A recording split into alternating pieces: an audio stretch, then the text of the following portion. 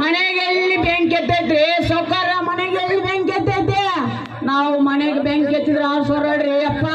ಅದ ನಮ್ ರಂಗನ ಕೇಳ್ರಿ, ಬೆಂಕಿ ಎತ್ತೈತಿ ಅಂದ್ರ ಎತ್ತಿದ ಕೈ ಮಗನಾನ. ಮನೆಗೆಂದರ ಮನೆಗಲ್ಲದ ಮಗನೇ ಮನಸ್ಸಿಗೆ ಹಂಗನ್ರಿ. ಮತ್ತ ಈ ಮಗನಿಗೆ ಯಾರ ಬಂದ ಸಖತ್ತಾಗಿ ಬೆಂಡತ್ತಿರ್ಬೇಕು. ಅದಕ್ಕೆ ಮಗನಿಗೆ ಹುಟ್ಟೈತಿ ನಡುಕ.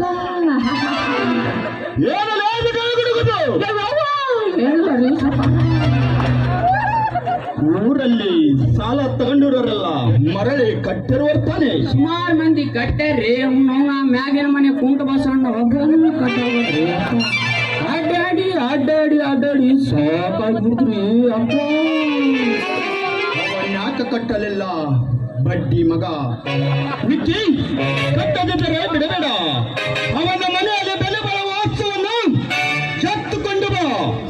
ಆಯ್ತ್ರಿ, ಎತ್ತುಕೊಂಡು ಬಂದು ನಣಕ್ಕ ಮುಳ್ಳ ಅಡಿಯೇನೆ ಅಂದರಿ ಅಪ್ಪ.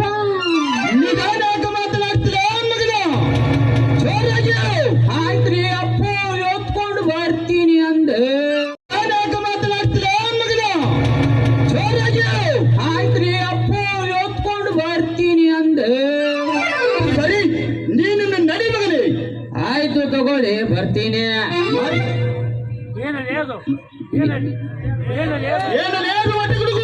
ಏನಿಲ್ಲ ರೀ. ಮತ್ತ ಈ ನನ್ನ ಮಗ ಬಡವರ ಕೊಡಿಯಾಕ ಅವ್ನು ಎಣದ್ದು ಬಾಯಿ ತೆರ್ಕೊಂಡು ಬಾಣವನು ಬೋಂಡ ಹೆಂಗ್ ಉಪ್ಪಿರ್ತ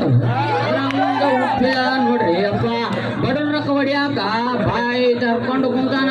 ದೀಪ ಎಲ್ಲಿ ತನ ಉರಿತೈತೆ, ಮಠ ದೀಪ ಉರ್ತೈತೆ ಅಂತ ಅದ್ರಾಗ ಅವ್ನ ಕೂಡ್ ಸುಬ್ರಹ್ಮಣ್ಯ ಸಂಧ್ಯಾ ಹೋಗಿ ಎಣ್ಣೆ ತಂದಂತ್ರ ಉರಿತೈತ್ರಿ, ಉರಿತೈತೆ. ಬೇಗ ಹೋಗಿ ಜಡ್ಜ್